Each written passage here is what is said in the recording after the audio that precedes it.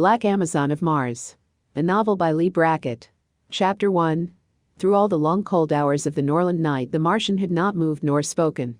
At dusk of the day before, Eric John Stark had brought him into the ruined tower and laid him down, wrapped in blankets, on the snow. He had built a fire of dead brush, and since then the two men had waited, alone in the vast wasteland that girdles the polar cap of Mars. Now, just before dawn, Kamer the Martian spoke. Stark. Yes? I am dying. Yes. I will not reach Cushet. No. Kamer nodded. He was silent again. The wind howled down from the northern ice, and the broken walls rose up against it, brooding, gigantic, roofless now, but so huge and sprawling that they seemed less like walls than cliffs of even stone. Stark would not have gone near them, but for Kamer. They were wrong, somehow, with a taint of forgotten evil still about them. The big Earthman glanced at Kamer, and his face was sad. A man likes to die in his own place, he said abruptly. I am sorry. The Lord of Silence is a great personage, Kamer answered. He does not mind the meeting place. No. It was not for that I came back into the Norlands. He was shaken by an agony that was not of the body. And I shall not reach Cushet. Stark spoke quietly, using the courtly High Martian almost as fluently as Kamer. I have known that there was a burden heavier than death upon my brother's soul. He leaned over, placing one large hand on the Martian's shoulder. My brother has given his life for mine. Therefore, I will take his burden upon myself, if I can. He did not want Kamer's burden, whatever it might be. But the Martian had fought beside him through a long guerrilla campaign among the harried tribes of the nearer moon. He was a good man of his hands, and in the end had taken the bullet that was meant for Stark, knowing quite well what he was doing. They were friends. That was why Stark had brought Kamer into the bleak North Country, trying to reach the city of his birth. The Martian was driven by some secret demon. He was afraid to die before he reached Cushet. And now he had no choice. I have sinned, Stark. I have stolen a holy thing. You're an outlander, you would not know of Ban Cruach, and the talisman that he left when he went away forever beyond the gates of death. Kamer flung aside the blankets and sat up, his voice gaining a febrile strength. I was born and bred in the thieves' quarter under the wall. I was proud of my skill. And the talisman was a challenge. It was a treasured thing, so treasured that hardly a man has touched it, since the days of Ban Cruach who made it. And that was in the days when men still had the luster on them, before they forgot that they were gods. Guard well the gates of death, he said, that is the city's trust. And keep the talisman always, for the day may come when you will need its strength. Who holds Cushet holds Mars, and the talisman will keep the city safe. I was a thief, and proud. And I stole the talisman. His hands went to his girdle, a belt of worn leather with a boss of battered steel. But his fingers were already numb. Take it, Stark. Open the boss there, on the side, where the beast's head is carved. Stark took the belt from Kamer and found the hidden spring. The rounded top of the boss came free. Inside it was something wrapped in a scrap of silk. I had to leave Cushet, Kamer whispered. I could never go back. But it was enough to have taken that. He watched, shaken between awe and pride and remorse, as Stark unwrapped the bit of silk. Stark had discounted most of Kamer's talk as superstition, but even so he had expected something more spectacular than the object he held in his palm. It was a lens, some 4 inches across, man-made, and made with great skill, but still only a bit of crystal. Turning it about, Stark saw that it was not a simple lens, but an intricate interlocking of many facets.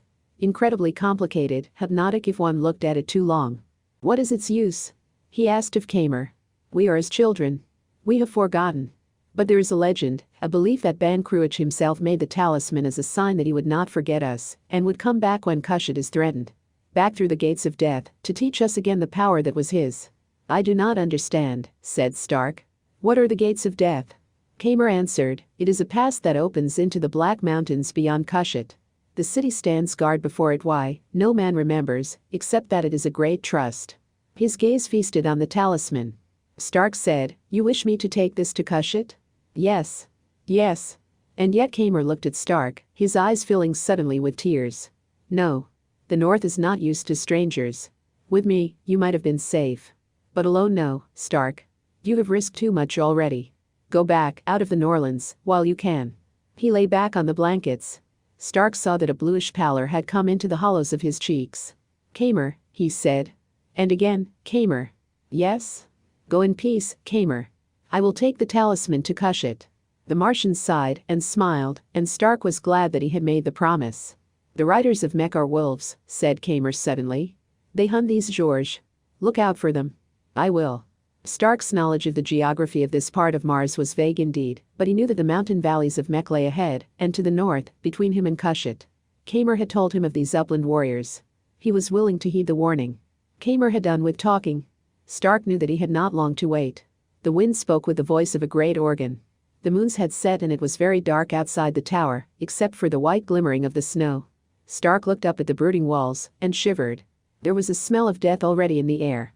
To keep from thinking, he bent closer to the fire, studying the lens. There were scratches on the bezel, as though it had been held sometime in a clamp, or setting, like a jewel. An ornament, probably, worn as a badge of rank. Strange ornament for a barbarian king, in the dawn of Mars. The firelight made tiny dancing sparks in the endless inner facets. Quite suddenly, he had a curious feeling that the thing was alive. A pang of primitive and unreasoning fear shot through him, and he fought it down. His vision was beginning to blur, and he shut his eyes, and in the darkness it seemed to him that he could see and hear. He started up, shaken now with an eerie terror, and raised his hand to hurl the talisman away. But the part of him that had learned with much pain and effort to be civilized made him stop and think. He sat down again. An instrument of hypnosis? Possibly. And yet that fleeting touch of sight and sound had not been his own, out of his own memories. He was tempted now, fascinated, like a child that plays with fire. The talisman had been worn somehow. Where? On the breast? On the brow? He tried the first, with no result. Then he touched the flat surface of the lens to his forehead. The great tower of stone rose up monstrous to the sky. It was whole, and there were pallid lights within that stirred and flickered, and it was crowned with a shimmering darkness. He lay outside the tower, on his belly, and he was filled with fear and a great anger, and a loathing such as turns the bones to water. There was no snow. There was ice everywhere, rising to half the tower's height, sheathing the ground. Ice? Cold and clear and beautiful and deadly. He moved. He glided snake-like, with infinite caution, over the smooth surface. The tower was gone, and far below him was a city.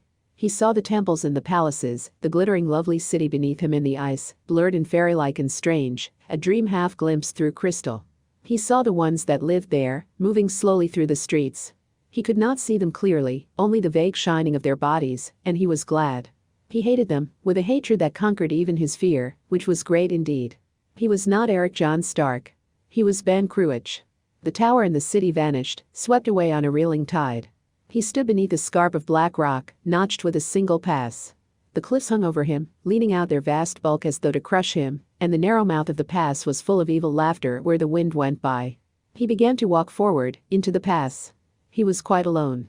The light was dim and strange at the bottom of that cleft. Little veils of mist crept and clung between the ice and the rock, thickened, became more dense as he went farther and farther into the pass. He could not see, and the wind spoke with many tongues, piping in the crevices of the cliffs.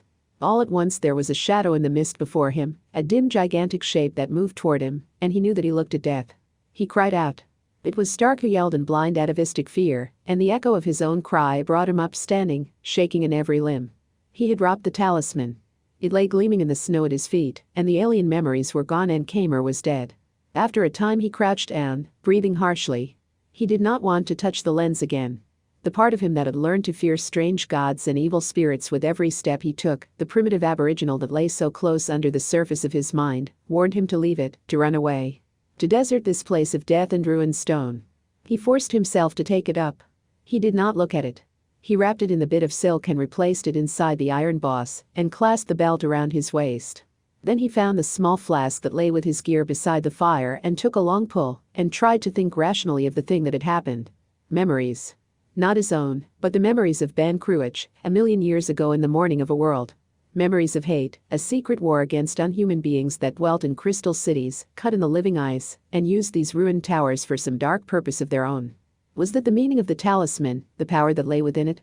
Had Ben Cruach, by some elder and forgotten science, imprisoned the echoes of his own mind in the crystal? Why? Perhaps as a warning, as a reminder of ageless alien danger beyond the gates of death? Suddenly one of the beasts tethered outside the ruined tower started up from its sleep with a hissing snarl. Instantly Stark became motionless. They came silently on their padded feet, the rangy mountain brutes moving daintily through the sprawling ruin. Their riders too were silent tall men with fierce eyes and russet hair, wearing leather coats and carrying each a long, straight spear.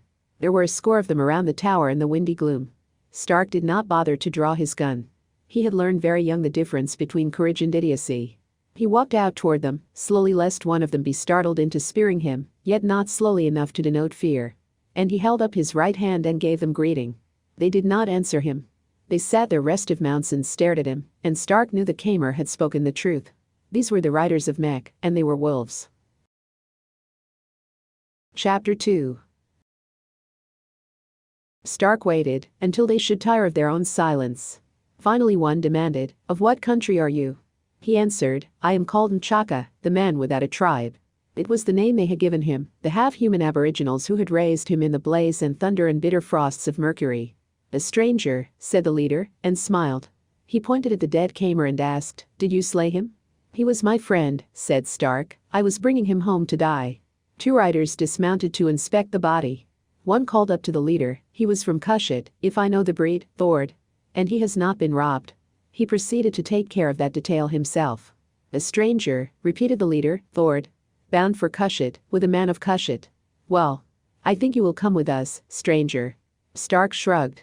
And with the long spears pricking him, he did not resist when the tall Thord plundered him of all he owned except his clothes and Kamer's belt, which was not worth the stealing.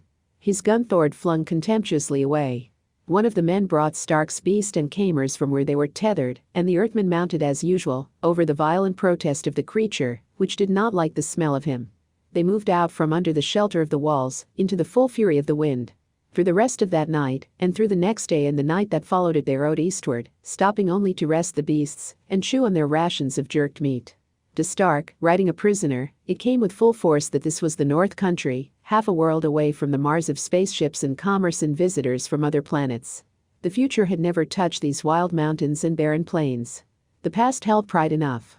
To the north, the horizon showed a strange and ghostly glimmer where the barrier wall of the polar pack reared up, gigantic against the sky. The wind blew, down from the ice, through the mountain gorge, across the plains, never ceasing. And here and there the cryptic towers rose, broken monoliths of stone.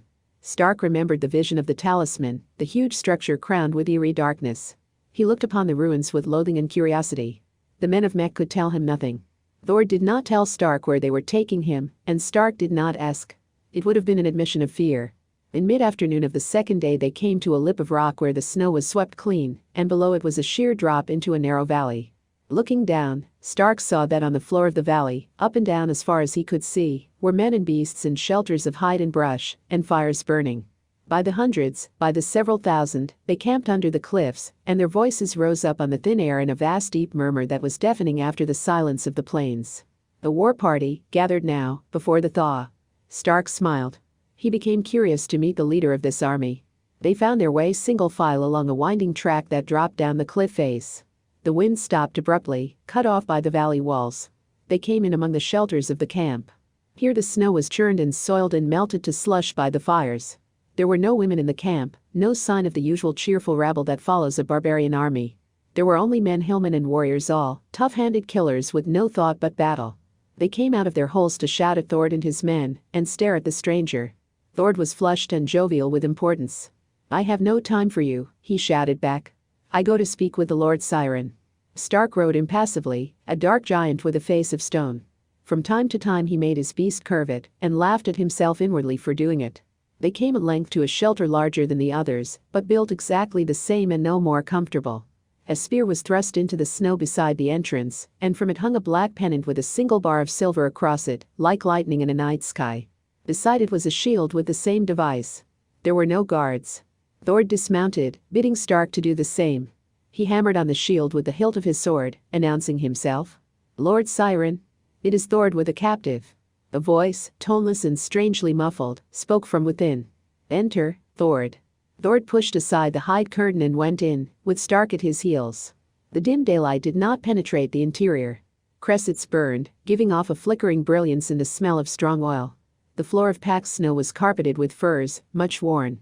Otherwise there was no adornment, and no furniture, but a chair and a table, both dark with age and use, and a pallet of skins in one shadowy corner, with what seemed to be a heap of rags upon it.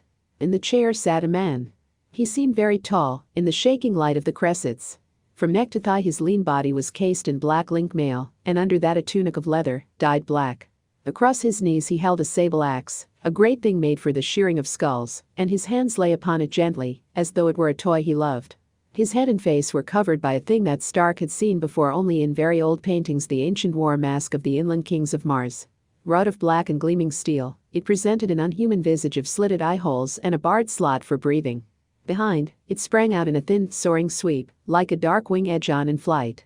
The intent, expressionless scrutiny of that mask was bent, not upon Thord, but upon Eric John Stark. The hollow voice spoke again, from behind the mask. "Well? We were hunting in the George to the south," said Thord. "We saw fire." He told a story of how they had found the stranger and the body of the man from Cushat. "Cushat?" said the Lord Siren softly. "Ah? And why, stranger, were you going to Cushat?" "My name is Stark. Eric John Stark, Earthman, out of Mercury." He was tired of being called stranger. Quite suddenly, he was tired of the whole business. "Why should I not go to Cushat? Is it against some law that a man may not go there in peace without being hounded all over the Norlands? And why do the men of Mech make it their business? They have nothing to do with the city." Thord held his breath, watching with delighted anticipation. The hands of the man in armor caressed the axe. They were slender hands, smooth and sinewy, small hands, it seemed, for such a weapon. "We make what we will our business, Eric John Stark." He spoke with a peculiar gentleness. "I have asked you. Why were you going to Cushat?" "Because," Stark answered with equal restraint, "my comrade wanted to go home to die." "It seems a long, hard journey, just for dying." The black helm bent forward, in an attitude of thought. "Only the condemned or banished leave their cities, or their clans. Why did your comrade flee Cushat?" A voice spoke suddenly from out of the heap of rags that lay on the pallet in the shadows of the corner. A man's voice, deep and husky, with the harsh quaver of age or madness in it. "3 men beside myself have fled Cushat, over the years that matter. One died in the spring floods. One was caught in the moving ice of winter. One lived. A thief named Kamer, who stole a certain talisman." Stark said, "My comrade was called Greshi." The leather belt weighed heavy about him, and the iron boss seemed hot against his belly. He was beginning, now, to be afraid. The Lord Siren spoke, ignoring Stark. "It was the sacred talisman of Cushat. Without it, the city is like a man without a soul." As the Vale of Tanit was to Carthage, Stark thought, and reflected on the fate of that city, after the Vale was stolen. The nobles were afraid of their own people, the man in armor said. They did not dare to tell that it was gone. "But we know." "And," said Stark, "you will attack Cushat before the thaw, when they least expect you. You have a sharp mind, stranger." "Yes. But the Great Wall will be hard to carry, even so. If I came, bearing in my hands the talisman of Ban Cruach." He did not finish, but turned instead to Thord. "When you plundered the dead man's body, what did you find?" "Nothing, Lord. A few coins, a knife, hardly worth the taking." "And you, Eric John Stark? What did you take from the body?" With perfect truth he answered, "Nothing." "Thord," said the Lord Siren, "search him." Thord came smiling up to Stark and ripped his jacket open. With uncanny swiftness, the Earthman moved. The edge of one broad hand took Thord under the ear, and before the man's knees had time to sag, Stark had caught his arm.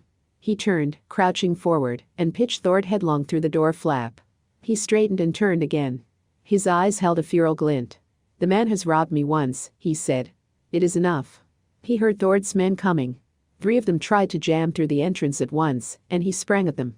He made no sound. His fists did the talking for him, and then his feet, as he kicked the stunned barbarians back upon their leader. "Now," he said to the Lord Siren, "will we talk as men?" The man in armor laughed, a sound of pure enjoyment. It seemed that the gaze behind the mask studied Stark's savage face, and then lifted to greet the sullen Thord who came back into the shelter, his cheeks flushed crimson with rage. "Go," said the Lord Siren. "The stranger and I will talk." "But Lord," he protested, glaring at Stark, "it is not safe." "My dark mistress looks after my safety," said Siren, stroking the axe across his knees. "Go." Thord went. The man in armor was silent then. The blind mask turned to Stark, who met that eyeless gaze and was silent also. And the bundle of rags in the shadows straightened slowly and became a tall old man with rusty hair and beard, through which peered craggy jets of bone and 2 bright, small points of fire, as though some wicked flame burned within him. He shuffled over and crouched at the feet of the Lord Siren, watching the Earthman. And the man in armor leaned forward. "I will tell you something, Eric John Stark. I am a bastard, but I come of the blood of kings. My name and rank I must make with my own hands. But I will set them high, and my name will ring in the Norlands. I will take Cushat. Who holds Cushat, holds Mars and the power and the riches that lie beyond the gates of death." "I have seen them," said the old man, and his eyes blazed. "I have seen Ban Cruach the mighty. I have seen the temples and the palaces glitter in the ice. I have seen them, the shining ones. Oh, I have seen them, the beautiful, hideous ones. He glanced sidelong at Stark, very cunning. That is why Otter is mad, stranger. He has seen. A chill swept Stark. He too had seen, not with his own eyes, but with the mind and memories of Ban Cruach, of 1,000,000 years ago. Then it had been no illusion, the fantastic vision opened to him by the talisman now hidden in his belt. If this old madman had seen. What beings lurk beyond the gates of death I do not know, said Siren. But my dark mistress will test their strength and, I think my red wolves will hunt them down, once they get a smell of plunder. The beautiful, terrible ones, whispered Otter. And oh, the temples and the palaces, and the great towers of stone. Ride with me, Stark, said the Lord Siren abruptly. Yield up the talisman, and be the shield at my back. I have offered no other man that honor. Stark asked slowly, why do you choose me? We are of one blood, Stark, though we be strangers. The Earthman's cold eyes narrowed. What would your red wolf say to that? And what would Otter say? Look at him, already stiff with jealousy, and fear lest I answer, yes. I do not think you would be afraid of either of them. On the contrary, said Stark, I am a prudent man. He paused. There is one other thing. I will bargain with no man until I have looked into his eyes. Take off your helm, Siren, and then perhaps we will talk. Otter's breath made a snake-like hissing between his toothless gums, and the hands of the Lord Siren tightened on the haft of the axe. No, he whispered. That I can never do. Otter rose to his feet, and for the first time Stark felt the full strength that lay in this strange old man. Would you look upon the face of destruction? He thundered. Do you ask for death? Do you think a thing is hidden behind a mask of steel without a reason, that you demand to see it? He turned. My lord, he said. By tomorrow the last of the clans will have joined us. After that, we must march. Give this Earthman to Thord, for the time that remains, and you will have the talisman. The blank, blind mask was unmoving, turned toward Stark, and the Earthman thought that from behind it came a faint sound that might have been a sigh. Then, Thord, cried the Lord Siren, and lifted up the axe. Chapter 3. The flames leaped high from the fire in the windless gorge. Men sat around it in a great circle, the wild riders out of the mountain valleys of Mek. They sat with the curbed and shivering eagerness of wolves around a dying quarry. Now and again their white teeth showed in a kind of silent laughter, and their eyes watched. He is strong, they whispered, one to the other. He will live the night out, surely. On an outcrop of rocks sat the Lord Siren, wrapped in a black cloak, holding the great axe in the crook of his arm. Beside him, Otter huddled in the snow. Close by, the long spears had been driven deep and lashed together to make a scaffolding, and upon this frame was hung a man. A big man, iron-muscled and very lean, the bulk of his shoulders filling the space between the bending shafts. Eric John Stark of Earth, out of Mercury. He had already been scourged without mercy. He sagged of his own weight between the spears, breathing in harsh sobs, and the trampled snow around him was spotted red. Thord was wielding the lash. He had stripped off his own coat, and his body glistened with sweat in spite of the cold. He cut his victim with great care, making the long lash sing and crack. He was proud of his skill. Stark did not cry out. Presently Thord stepped back, panting, and looked at the Lord Siren. And the black helm nodded. Thord dropped the whip. He went up to the big dark man and lifted his head by the hair. Stark, he said, and shook the head roughly. Stranger. Eyes opened and stared at him, and Thord could not repress a slight shiver. It seemed that the pain and indignity had wrought some evil magic on this man he had ridden with, and thought he knew. He had seen exactly the same gaze in a big snow cat caught in a trap, and he felt suddenly that it was not a man he spoke to, but a predatory beast. Stark, he said. Where is the talisman of Ban Cruach? The Earthman did not answer. Thord laughed. He glanced up at the sky, where the moons rode low and swift. The night is only half gone. Do you think you can last it out? The cold, cruel, patient eyes watched Thord. There was no reply. Some quality of pride in that gaze angered the barbarian. It seemed to mock him, who was so sure of his ability to loosen a reluctant tongue. You think I cannot make you talk, don't you? You don't know me, stranger. You don't know Thord, who can make the rocks speak out if he will.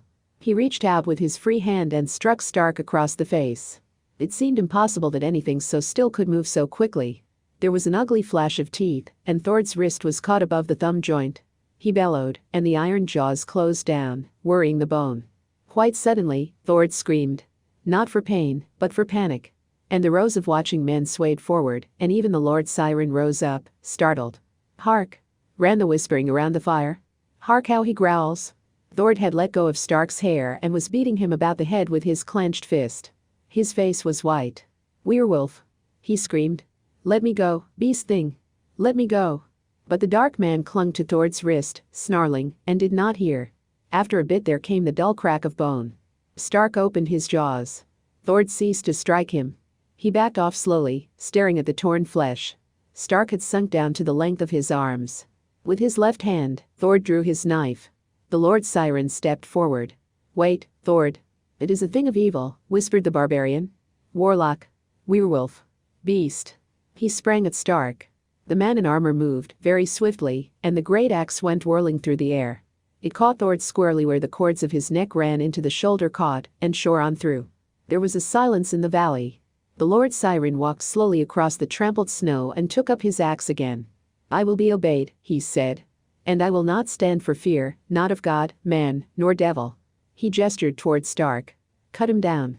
And see that he does not die." He strode away, and Otter began to laugh. From a vast distance, Stark heard that shrill, wild laughter. His mouth was full of blood, and he was mad with a cold fury. A cunning that was purely animal guided his movements then. His head fell forward, and his body hung inert against the thongs. He might almost have been dead. A knot of men came toward him. He listened to them. They were hesitant and afraid. Then, as he did not move, they plucked up courage and came closer, and one prodded him gently with the point of his spear. "Prick him well," said another. "Let us be sure." The sharp point bit a little deeper. A few drops of blood welled out and joined the small red streams that ran from the wheels of the lash. Stark did not stir. The spearman grunted. "He is safe enough now." Stark felt the knife blades working at the thongs. He waited. The rawhide snapped, and he was free. He did not fall. He would not have fallen then if he had taken a death wound. He gathered his legs under him and sprang. He picked up the spearman in that first rush and flung him into the fire.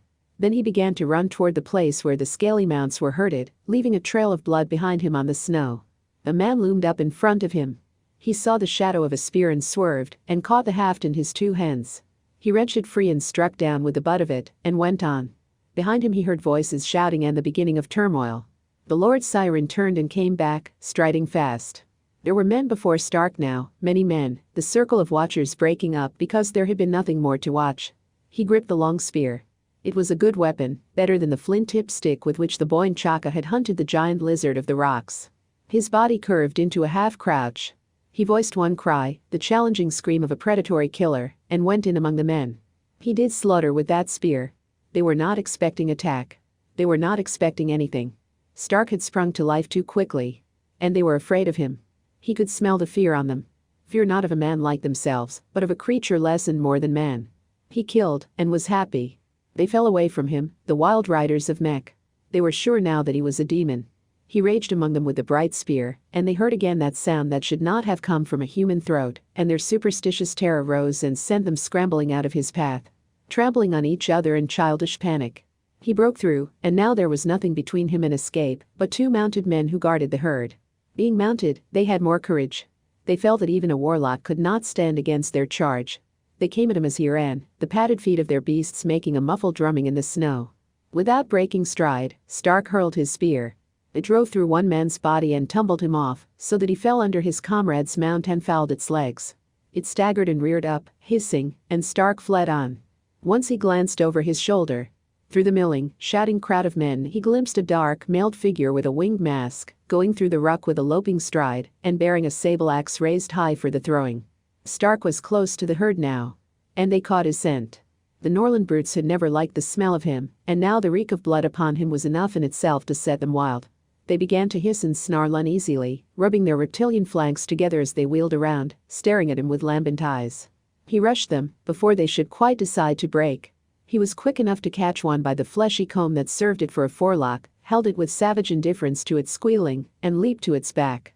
Then he let it bolt, and as he rode it he yelled, a shrill brute cry that urged the creatures on to panic. The herd broke, stampeding outward from its center like a bursting shell. Stark was in the forefront. Clinging low to the scaly neck, he saw the men of Mech scattered and churned and tramped into the snow by the flying pads.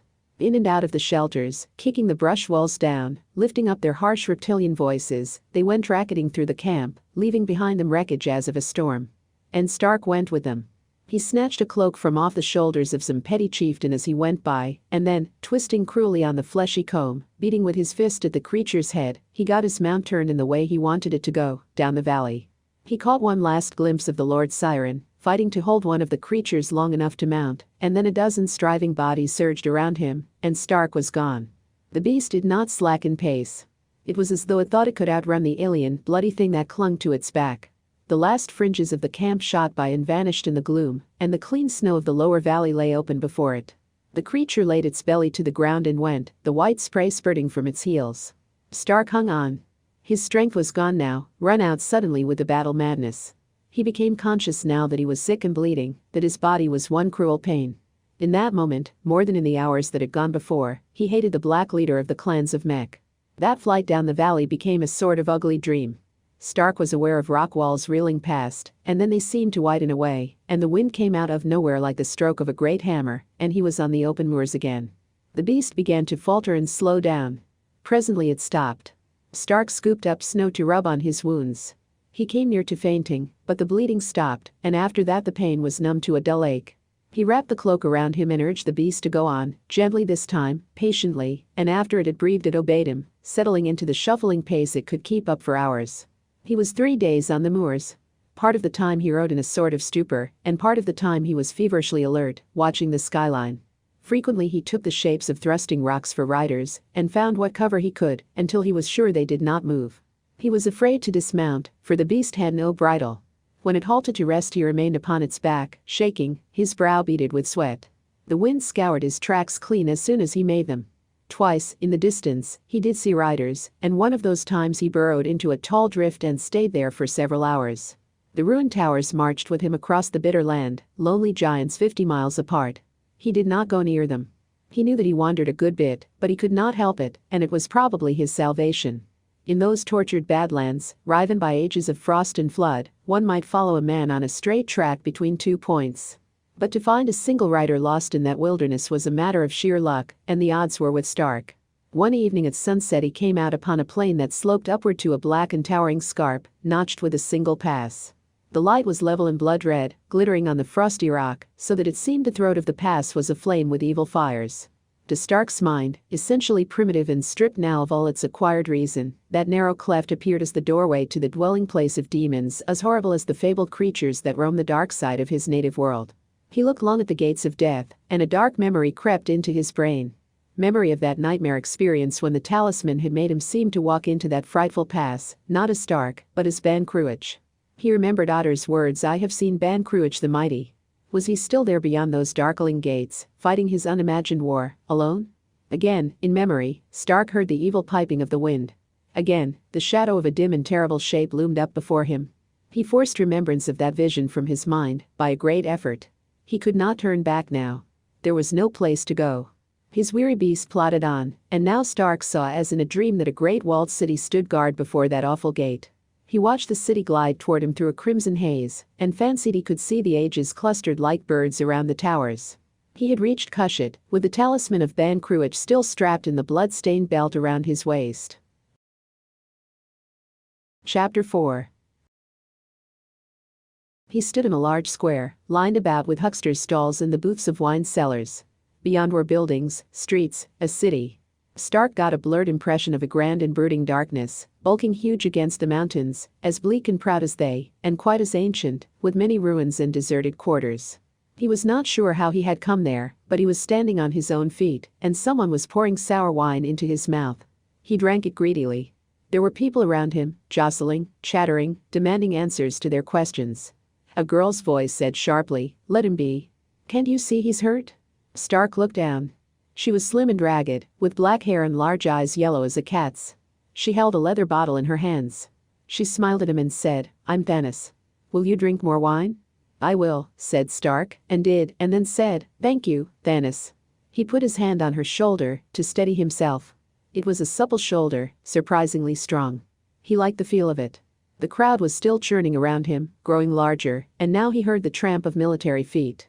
A small detachment of men in light armor pushed their way through. A very young officer whose breastplate hurt the eye with brightness, demanded to be told at once who Stark was, and why he had come there. No one crosses the moors in winter, he said, as though that in itself were a sign of evil intent. The clans of Mek are crossing them, Stark answered. An army, to take Cushat 2 days behind me. The crowd picked that up. Excited voices tossed it back and forth and clamored for more news. Stark spoke to the officer. I will see your captain, and at once. You'll see the inside of a prison, more likely. Snapped the young man. What's this nonsense about the clans of Mek? Stark regarded him. He looked so long and so curiously that the crowd began to snicker, and the officer's beardless face flushed pink to the ears. I have fought in many wars, said Stark gently. And long ago I learned to listen, when someone came to warn me of attack. Better take him to the captain, La, cried Thanos. It's our skins too, you know, if there is war. The crowd began to shout. They were all poor folk, wrapped in threadbare cloaks or tattered leather. They had no love for the guards. And whether there was war or not, their winter had been long and dull, and they were going to make the most of this excitement. Take him, La. Let him warn the nobles. Let them think how they'll defend Cushat in the gates of death, now that the talisman is gone. That is a lie. La shouted. And you know the penalty for telling it. Hold your tongues, or I'll have you all whipped. He gestured angrily at Stark. See if he is armed. One of the soldiers stepped forward, but Stark was quicker. He slipped the thong and let the cloak fall, baring his upper body. The clansmen have already taken everything I owned, he said. But they gave me something, in return. The crowd stared at the half-healed stripes that scarred him, and there was a drawing in of breath. The soldier picked up the cloak and laid it over the Earthman's shoulders. And Lus said sullenly, come, then. Stark's fingers tightened on Thanos' shoulder. Come with me, little one, he whispered. Otherwise, I must crawl. She smiled at him and came. The crowd followed. The captain of the guards was a fleshy man with a smell of wine about him, and a face already crumbling apart, though his hair was not yet gray. He sat in a squat tower above the square, and he observed Stark with no particular interest. You had something to tell, said La. Tell it. Stark told them, leaving out all mention of Kamer and the talisman. This was neither the time nor the man to hear that story. The captain listened to all he had to say about the gathering of the clans of Mek, and then sat studying him with a bleary shrewdness. You have proof of all this? These stripes. Their leader Siren ordered them laid on himself. The captain sighed and leaned back. Any wandering band of hunters could have scorked you, he said. A nameless vagabond from the gods nowhere, and a lawless one at that. If I'm any judge of men, you probably deserved it. He reached for wine and smiled. Look you, stranger. In the Norlands, no one makes war in the winter. And no one ever heard of Siren. If you hoped for a reward from the city, you overshot badly. The Lord Siren, said Stark, grimly controlling his anger, will be battering at your gates within 2 days. And you will hear of him then. Perhaps. You can wait for him in a cell. And you can leave Cushat with the first caravan after the thaw. We have enough rabble here without taking in more. Thanos caught Stark by the cloak and held him back. Sir, she said, as though it were an unclean word. I will vouch for the stranger. The captain glanced at her. Do you? Sir, I am a free citizen of Cushat. According to law, I may vouch for him. If you scum of the thieves' quarter would practice the law as well as you prayed it, we would have less trouble, growled the captain. Very well, take the creature, if you want him. I don't suppose you've anything to lose. La laughed. Name and dwelling place, said the captain, and wrote them down. Remember, he is not to leave the quarter. Thanos nodded. Come, she said to Stark. He did not move, and she looked up at him. He was staring at the captain. His beard had grown in these last days, and his face was still scarred by Thord's blows, and made wolfish with pain and fever. And now, out of this evil mask, his eyes were peering with a chill and terrible intensity at the soft-bellied man who sat and mocked him. Thanos laid her hand on his rough cheek. Come, she said. Come and rest. Gently she turned his head. He blinked and swayed, and she took him around the waist and led him unprotesting to the door. There she paused, looking back. Sir, she said, very meekly, news of this attack is being shouted through the quarter now. If it should come, and it were known that you had the warning and did not pass it on, she made an expressive gesture, and went out. Lug glanced uneasily at the captain. She's right, sir. If by chance the man did tell the truth. The captain swore. Rot. A rogue's tale. And yet he scowled indecisively, and then reached for parchment. After all, it's a simple thing. Write it up, pass it on, and let the nobles do the worrying. His pen began to scratch. Thanos took Stark by steep and narrow ways, darkling now in the afterglow, where the city climbed and fell again over the uneven rock. Stark was aware of the heavy smells of spices and unfamiliar foods, and the musky undertones of a million generations swarmed together to spawn and die in these crowded catacombs of slate and stone. There was a house, blending into other houses, closed under the loom of the Great Wall. There was a flight of steps, hollowed deep with use, twisting crazily around outer corners. There was a low room, and a slender man named Balin, vaguely glimpsed, who said he was Stannis's brother. There was a bed of skins and woven cloths. Stark slept. Hands and voices called him back. Strong hands shaking him, urgent voices. He started up growling, like an animal suddenly awaked, still lost in the dark mists of exhaustion. Balin swore, and caught his fingers away. "What is this you have brought home, Stannis?" "By the gods, it snapped at me." Stannis ignored him. "Stark," she said. "Stark, listen. Men are coming. Soldiers. They will question you. Do you hear me?" Stark said heavily, "I hear." "Do not speak of Kamer." Stark got to his feet, and Balin said hastily, "Peace. The thing is safe. I would not steal a death warrant." His voice had a ring of truth. Stark sat down again.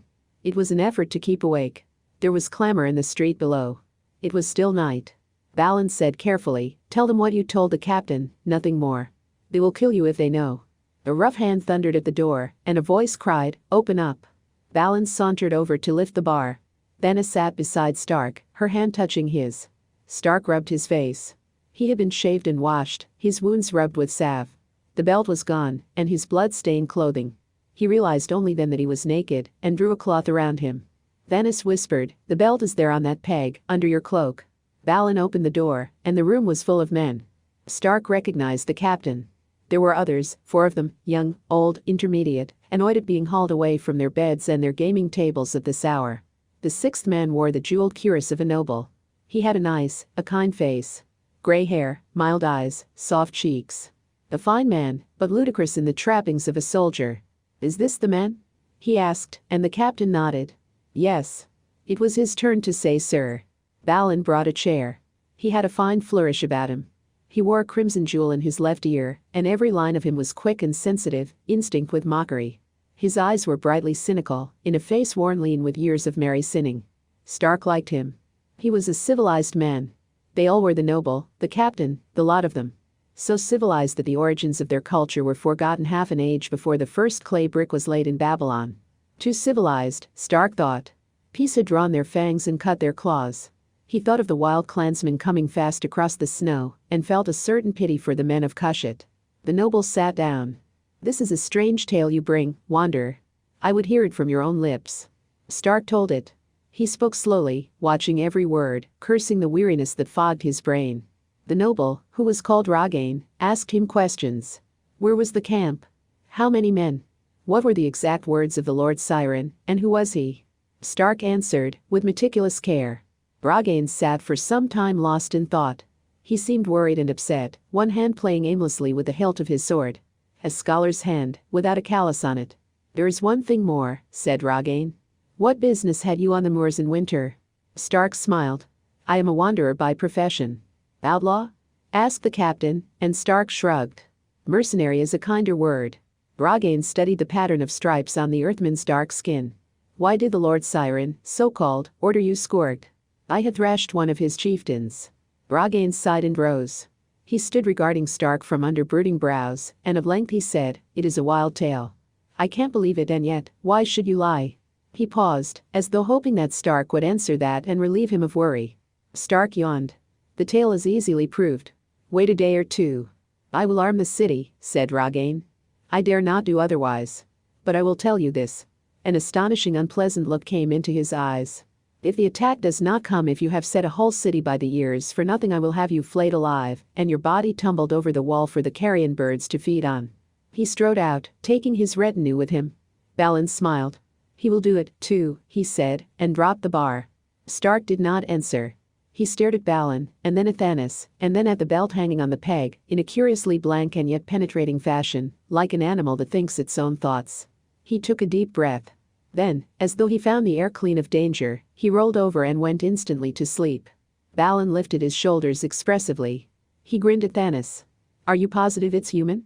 "He's beautiful," said Stannis, and tucked the cloths around him. "Hold your tongue." She continued to sit there, watching Stark's face as the slow dreams moved across it. Balin laughed. It was evening again when Stark awoke. He sat up, stretching lazily. Venice crouched by the hearthstone, stirring something savory in a blackened pot. She wore a red kirtle and a necklet of beaten gold, and her hair was combed out smooth and shining. She smiled at him and rose, bringing him his own boots and trousers, carefully cleaned, and a tunic of leather tanned fine and soft as silk. Stark asked her where she got it. Balin stole it from the baths where the nobles go. He said you might as well have the best. She laughed. He had a devil of a time finding one big enough to fit you. She watched with unashamed interest while he dressed.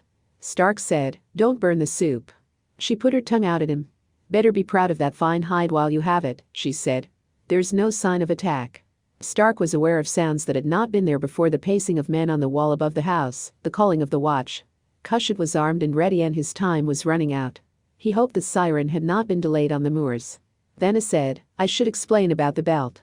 When Balin undressed you, he saw Kamer's name scratched on the inside of the boss. And he can open a lizard's egg without harming the shell." "What about you?" asked Stark. She flexed her supple fingers. "I do well enough." Balin came in. He had been seeking news, but there was little to be had. "The soldiers are grumbling about a false alarm," he said. "The people are excited, but more as though they were playing a game. Cushat has not fought a war for centuries." He sighed. "The pity of it is, Stark, I believe your story. And I'm afraid." Venice handed him a steaming bowl. "Here, employ your tongue with this." "Afraid, indeed. Have you forgotten the wall? No one has carried it since the city was built. Let them attack." Stark was amused. "For a child, you know much concerning war." "I knew enough to save your skin." She flared, and Balin smiled. "She has you there, Stark." And speaking of skins, he glanced up at the belt. "Or better, speaking of talismans, which we were not. How did you come by it?" Stark told him. "He had a sin on his soul, did Kamer. And he was my friend." Balin looked at him with deep respect. "You were a fool," he said. "Look you. The thing is returned to Cushat. Your promise is kept. There is nothing for you here but danger, and were I you I would not wait to be flayed, or slain, or taken in a quarrel that is not yours." "Ah," said Stark softly, "but it is mine. The Lord Siren made it so." He, too, glanced at the belt. "What of the talisman?" "Return it where it came from," Venice said. "My brother is a better thief than Kamer. He can certainly do that." "No," said Balin, with surprising force. "We will keep it, Stark and I. Whether it has power, I do not know. But if it has, I think Cushat will need it, and in strong hands." Stark said somberly, "It has power, the talisman.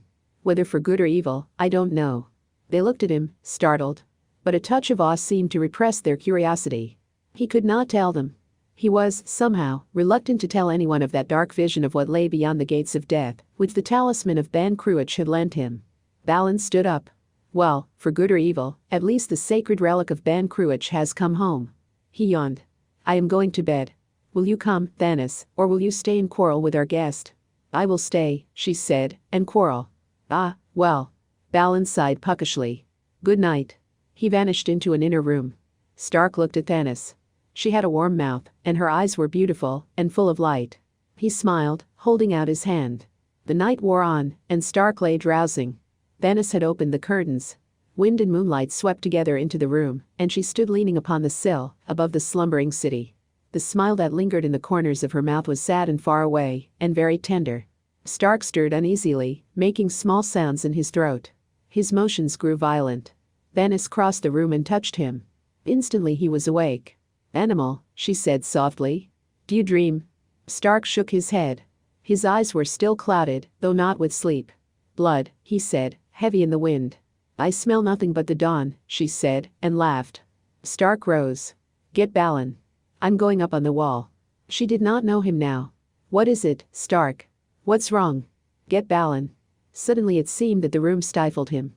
He caught up his cloak and Kamer's belt and flung open the door, standing on the narrow steps outside. The moonlight caught in his eyes, pale as frost fire. Venice shivered. Balin joined her without being called. He, too, had slept but lightly. Together they followed Stark up the rough-cut stair that led to the top of the wall.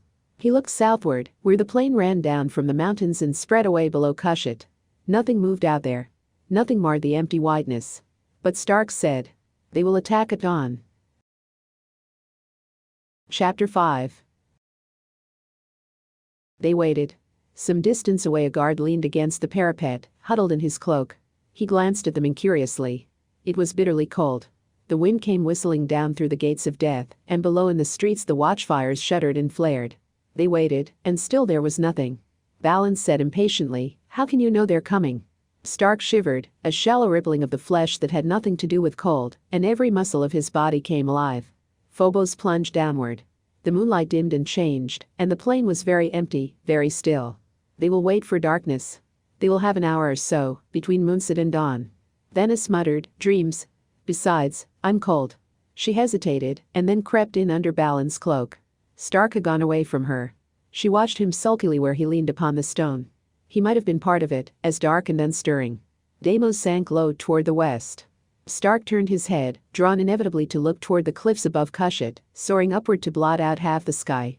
Here, close under them, they seemed to tower outward in a curving mass, like the last wave of eternity rolling down, crested white with the ash of shattered worlds. I have stood beneath those cliffs before. I have felt them leaning down to crush me, and I have been afraid. He was still afraid. The mind that had poured its memories into that crystal lens had been dead a million years, but neither time nor death had dulled the terror that beset Ban Cruach in his journey through that nightmare pass. He looked into the black and narrow mouth of the gates of death, cleaving the scarp like a wound, and the primitive ape thing within him cringed and moaned, oppressed with a sudden sense of fate. He had come painfully across half a world, to crouch before the gates of death. Some evil magic had let him see forbidden things, had linked his mind in an unholy bond with the long-dead mind of one who had been half a god. These evil miracles had not been for nothing. He would not be allowed to go unscathed. He drew himself up sharply then, and swore. He had left N'Chaka behind, a naked boy running in a place of rocks and sun on Mercury. He had become Eric John Stark, a man, and civilized. He thrust the senseless premonition from him, and turned his back upon the mountains. Deimos touched the horizon. A last gleam of reddish light tinged the snow, and then was gone. Venice, who was half asleep, said with sudden irritation, "I do not believe in your barbarians. I'm going home." She thrust Balin aside and went away, down the steps. The plain was now in utter darkness, under the faint far northern stars.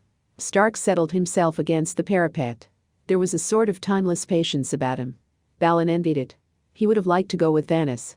He was cold and doubtful, but he stayed. Time passed, endless minutes of it, lengthening into what seemed hours. Stark said, "Can you hear them?" "No. They come."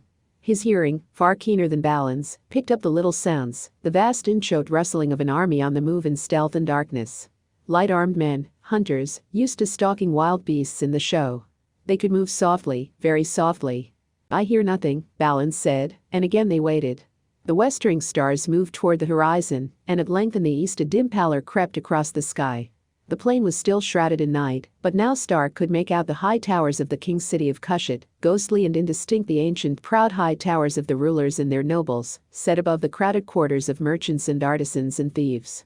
He wondered who would be king in Cushat by the time this unrisen sun had set. "You were wrong," said Balin, peering. "There is nothing on the plain." Stark said, "Wait." Swiftly now, in the thin air of Mars, the dawn came with a rush and a leap, flooding the world with harsh light.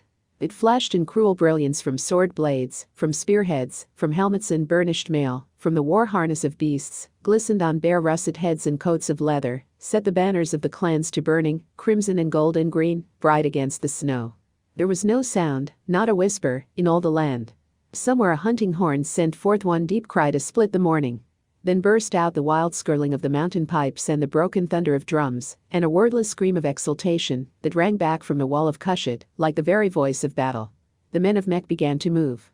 Raggedly, slowly at first, then more swiftly as the press of warriors broke and flowed, the barbarians swept toward the city as water sweeps over a broken dam. Knots and clumps of men, tall men running like deer, leaping, shouting, swinging their great brands. Riders, spurring their mounts until they fled belly down. Spears, axes, sword blades tossing, a sea of men and beasts, rushing, trampling, shaking the ground with the thunder of their going. And ahead of them all came a solitary figure in black mail, riding a raking beast trapped all in black, and bearing a sable axe. Cushat came to life. There was a swarming and a yelling in the streets, and soldiers began to pour up onto the wall. A thin company, Stark thought, and shook his head. Mobs of citizens choked the alleys, and every rooftop was full. A troop of nobles went by, brave in their bright mail, to take up their post in the square by the great gate. Balin said nothing, and Stark did not disturb his thoughts. From the look of him, they were dark indeed. Soldiers came and ordered them off the wall. They went back to their own roof, where they were joined by Thanis. She was in a high state of excitement, but unafraid. "Let them attack," she said. "Let them break their spears against the wall. They will crawl away again." Stark began to grow restless. Up in their high emplacements, the big ballistas creaked and thrummed. The muted song of the bows became a wailing hum. Men fell, and were kicked off the ledges by their fellows. The blood howl of the clans rang unceasing on the frosty air, and Stark heard the rap of scaling ladders against stone. Thanis said abruptly, "What is that sound like thunder?" "Rams," he answered. "They are battering the gate." She listened, and Stark saw in her face the beginning of fear. It was a long fight. Stark watched it hungrily from the roof all that morning. The soldiers of Cushat did bravely and well, but they were as folded sheep against the tall killers of the mountains. By noon the officers were beating the quarters for men to replace the slain. Stark and Balin went up again, onto the wall. The clans had suffered. Their dead lay in windrows under the wall, amid the broken ladders. But Stark knew his barbarians. They had sat restless and chafing in the valley for many days, and now the battle madness was on them, and they were not going to be stopped. Wave after wave of them rolled up, and was cast back, and came on again relentlessly. The intermittent thunder boomed still from the gates, where sweating giants swung the rams under cover of their own bowmen. And everywhere, up and down through the forefront of the fighting, rode the man in black armor, and wild cheering followed him. Balin said heavily, "It is the end of Cushat." A ladder banged against the stones a few feet away. Men swarmed up the rungs, fierce-eyed clansmen with laughter in their mouths. Stark was first at the head. They had given him a spear. He spitted 2 men through with it and lost it, and a third man came leaping over the parapet. Stark received him into his arms. Balin watched. He saw the warrior go crashing back, sweeping his fellows off the ladder. He saw Stark's face. He heard the sounds and smelled the blood and sweat of war, and he was sick to the marrow of his bones, and his hatred of the barbarians was a terrible thing. Stark caught up a dead man's blade, and within 10 minutes his arm was as red as a butcher's. And ever he watched the winged helm that went back and forth below, a standard to the clans. By mid-afternoon the barbarians had gained the wall in 3 places. They spread inward along the ledges, pouring up in a resistless tide, and the defenders broke. The rout became a panic. "It's all over now," Stark said. "Find Thanis, and hide her." Balin let fall his sword. "Give me the talisman," he whispered, and Stark saw that he was weeping. "Give it me, and I will go beyond the gates of death and rouse Ban Cruach from his sleep. And if he has forgotten Cushat, I will take his power into my own hands. I will fling wide the gates of death and loose destruction on the men of Mekor. If the legends are all lies, then I will die." He was like a man crazed. "Give me the talisman." Stark slapped him, carefully and without heat, across the face. "Get your sister, Balin. Hide her, unless you would be uncle to a red-haired brat." He went then, like a man who has been stunned. Screaming women with their children clogged the ways that led inward from the wall, and there was bloody work afoot on the rooftops and in the narrow alleys. The gate was holding, still. Stark forced his way toward the square. The booths of the hucksters were overthrown, the wine jars broken and the red wine spilled. Beasts squealed and stamped, tired of their chafing harness, driven wild by the shouting and the smell of blood. The dead were heaped high where they had fallen from above.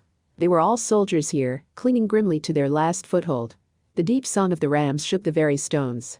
The iron-sheathed timbers of the gate gave back an answering scream, and toward the end all other sounds grew hushed. The nobles came down slowly from the wall and mounted, and sat waiting. There were fewer of them now. Their bright armor was dented and stained, and their faces had a pallor on them. One last hammer stroke of the rams. With a bitter shriek the weakened bolts tore out, and the great gate was broken through. The nobles of Cushat made their first and final charge. As soldiers they went up against the riders of Mek, and as soldiers they held them until they died. Those that were left were borne back into the square, caught as in the crest of an avalanche. And first through the gates came the winged battle mask of the Lord Siren, and the sable axe that drank men's lives where it hewed. There was a beast with no rider to claim it, tugging at its head rope. Stark swung onto the saddle pad and cut it free. Where the press was thickest, a welter of struggling brutes and men fighting knee to knee, there was the man in black armor, riding like a god, magnificent, born to war. Stark's eyes shone with a strange, cold light. He struck his heels hard into the scaly flanks. The beast plunged forward. In and over and through, making the long sword sing. The beast was strong, and frightened beyond fear. It bit and trampled, and Stark cut a path for them, and presently he shouted above the din. "Ho, there! Siren!" The black mask turned toward him, and the remembered voice spoke from behind the barred slot, joyously. The Wanderer. The Wild Man. Their 2 mounts shocked together. The axe came down in a whistling curve, and a red sword blade flashed to meet it. Swift, swift, a ringing clash of steel, and the blade was shattered, and the axe fallen to the ground. Stark pressed in. Siren reached for his sword, but his hand was numbed by the force of that blow, and he was slow, a split second. The hilt of Stark's weapon, still clutched in his own numbed grip, fetched him a stunning blow on the helm, so that the metal rang like a flawed bell. The Lord Siren reeled back, only for a moment, but long enough. Stark grasped the war mask and ripped it off, and got his hands around the naked throat. He did not break that neck, as he had planned. And the clansmen who had started in to save their leader stopped and did not move. Stark knew now why the Lord Siren had never shown his face. The throat he held was white and strong, and his hands around it were buried in a mane of red gold hair that fell down over the shirt of mail. The red mouth passionate with fury, wonderful curving bone under sculptured flesh, eyes fierce and proud and tameless as the eyes of a young eagle, fire blue, defying him, hating him. "By the gods," said Stark, very softly. "By the eternal gods." Chapter 6. A woman. And in that moment of amazement, she was quicker than he. There was nothing to warn him, no least flicker of expression. Her two fists came up together between his outstretched arms and caught him under the jaw with a force that nearly snapped his neck. He went over backward, clean out of the saddle, and lay sprawled on the bloody stones, half stunned, the wind knocked out of him. The woman wheeled her mount. Bending low, she took up the axe from where it had fallen, and faced her warriors, who were as dazed as Stark. "I have led you well," she said. "I have taken you Cushit. Will any man dispute me?" They knew the axe, if they did not know her. They looked from side to side uneasily, completely at a loss, and Stark, still gasping on the ground, thought that he had never seen anything as proud and beautiful as she was then in her black mail. With her bright hair blowing and her glance like blue lightning. The nobles of Cushit chose that moment to charge. This strange unmasking of the Meckish lord had given them time to rally, and now they thought that the gods had wrought a miracle to help them. They found hope, where they had lost everything but courage. "A wench!" they cried. A strumpet of the camps. "A woman!" They held it like an epithet, and tore into the barbarians. She who had been the Lord Siren drove the spurs in deep, so that the beast leaped forward screaming. She went, and did not look to see if any had followed, in among the men of Cushit. And the great axe rose and fell, and rose again. She killed 3, and left 2 others bleeding on the stones, and not once did she look back. The clansmen found their tongues. "Siren! Siren!" The crashing shout drowned out the sound of battle. As one man, they turned and followed her. Stark, scrambling for his life underfoot, could not forbear smiling. Their childlike minds could see only 2 alternatives: to slay her out of hand, or to worship her. They had chosen to worship. He thought the bards would be singing of the Lord Siren of Mech, as long as there were men to listen. He managed to take cover behind a wrecked booth, and presently make his way out of the square. They had forgotten him, for the moment. He did not wish to wait, just then, until they or she remembered. She. He still did not believe it, quite. He touched the bruise under his jaw where she had struck him, and thought of the lithe, swift strength of her, and the way she had ridden alone into battle. He remembered the death of Thord, and how she had kept her red wolves tamed, and he was filled with wonder, and a deep excitement. He remembered what she had said to him once: "We are of one blood, though we be strangers." He laughed, silently, and his eyes were very bright. The tide of war had rolled on toward the king's city, where from the sound of it there was hot fighting around the castle. Eddies of the main struggle swept shrieking through the streets, but the rat runs under the wall were clear. Everyone had stampeded inward, the victims with the victors' clothes on their heels. The short northern day was almost gone. He found a hiding place that offered reasonable safety, and settled himself to wait. Night came, but he did not move. From the sounds that reached him, the sacking of Cushit was in full swing. They were looting the richer streets first. Their upraised voices were thick with wine, and mingled with the cries of women. The reflection of many fires tinged the sky. By midnight the sounds began to slacken, and by the 2nd hour after the city slept, drugged with wine and blood in the weariness of battle. Stark went silently out into the streets, toward the king's city. According to the immemorial pattern of Martian city-states, the castles of the king and the noble families were clustered together in solitary grandeur. Many of the towers were fallen now, the great halls open to the sky. Time had crushed the grandeur that had been Cushit, more fatally than the boots of any conqueror. In the house of the king, the flamboys guttered low, and the chieftains of Mech slept with their weary pipers among the benches of the banquet hall. In the niches of the tall carved portal, the guards nodded over their spears. They, too, had fought that day. Even so, Stark did not go near them. Shivering slightly in the bitter wind, he followed the bulk of the massive walls, until he found a postern door, half open as some kitchen knave had left it in his flight. Stark entered, moving like a shadow. The passageway was empty, dimly lighted by a single torch. A stairway branched off from it, and he climbed that, picking his way by guess and his memories of similar castles he had seen in the past. He emerged into a narrow hall, obviously for the use of servants. A tapestry closed the end, stirring in the chill draft that blew along the floor. He peered around it and saw a massive vaulted corridor, the stone walls paneled in wood much split and blackened by time, but still showing forth the wonderful carvings of beasts and men, larger than life and overlaid with gold and bright enamel. From the corridor a single doorway opened and Otter slept before it, curled on a pallet like a dog. Stark went back down the narrow hall. He was sure that there must be a back entrance to the king's chambers, and he found the little door he was looking for. From there on was darkness. He felt his way, stepping with infinite caution, and presently there was a faint gleam of light filtering around the edges of another curtain of heavy tapestry. He crept toward it, and heard a man's slow breathing on the other side. He drew the curtain back, a careful inch. The man was sprawled on a bench athwart the door. He slept the honest sleep of exhaustion, his sword in his hand, the stains of his day's work still upon him. He was alone in the small room. A door in the farther wall was closed. Stark hit him, and caught the sword before it fell. The man grunted once and became utterly relaxed. Stark bound him with his own harness and shoved a gag in his mouth, and went on, through the door in the opposite wall. The room beyond was large and high and full of shadows. A fire burned low on the hearth, and the uncertain light showed dimly the hangings and the rich stuffs that carpeted the floor, and the dark, sparse shapes of furniture. Stark made out the lattice work of a covered bed, let into the wall after the northern fashion. She was there, sleeping, her red gold hair the color of the flames. He stood a moment, watching her, and then, as though she sensed his presence, she stirred and opened her eyes. She did not cry out. He had known that she would not. There was no fear in her. She said, with a kind of wry humor, "I will have a word with my guards about this." She flung aside the covering and rose. She was almost as tall as he, white-skinned and very straight. He noted the long thighs, the narrow loins and magnificent shoulders, the small virginal breasts. She moved as a man moves, without coquetry. A long furred gown, that Stark guessed had lately graced the shoulders of the king, lay over a chair. She put it on. "Well, wild man? I have come to warn you." He hesitated over her name, and she said, "My mother named me Ciara, if that seems better to you." She gave him her falcon's glance. "I could have slain you in the square, but now I think you did me a service." The truth would have come out sometime better then, when they had no time to think about it. She laughed. "They will follow me now, over the edge of the world, if I ask them." Stark said slowly, "Even beyond the gates of death?" "Certainly, there. Above all, there."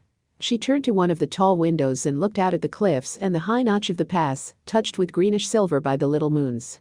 Ban Cruach was a great king. He came out of nowhere to rule the Norlands with a rod of iron, and men speak of him still as half a god. Where did he get his power, if not from beyond the gates of death?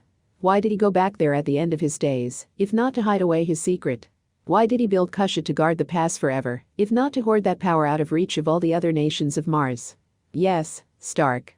My men will follow me. And if they do not, I will go alone. You are not Ban Cruach. Nor am I. He took her by the shoulders. Listen, Ciara. You're already king in the Norlands, and half a legend as you stand. Be content. Content. Her face was close to his, and he saw the blaze of it, the white intensity of ambition and an iron pride. Are you content? She asked him. Have you ever been content? He smiled. For strangers, we do know each other well. No. But the spurs are not so deep in me. The wind and the fire. One spends its strength in wandering, the other devours. But one can help the other. I made you an offer once, and you said you would not bargain unless you could look into my eyes. Look now. He did, and his hands upon her shoulders trembled. No, he said harshly. You're a fool, Ciara. Would you be as Otter, mad with what you have seen? Otter is an old man, and likely crazed before he crossed the mountains.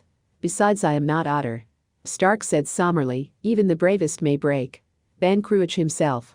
She must have seen the shadow of that horror in his eyes, for he felt her body tense. What of Ban Cruach? What do you know, Stark? Tell me.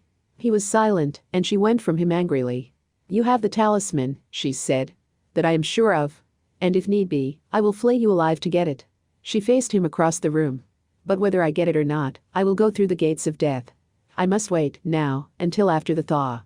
The warm wind will blow soon, and the George will be running full. But afterward, I will go, and no talk of fears and demons will stop me. She began to pace the room with long strides, and the full skirts of the gown made a subtle whispering about her. "You do not know," she said, in a low and bitter voice. "I was a girl child, without a name.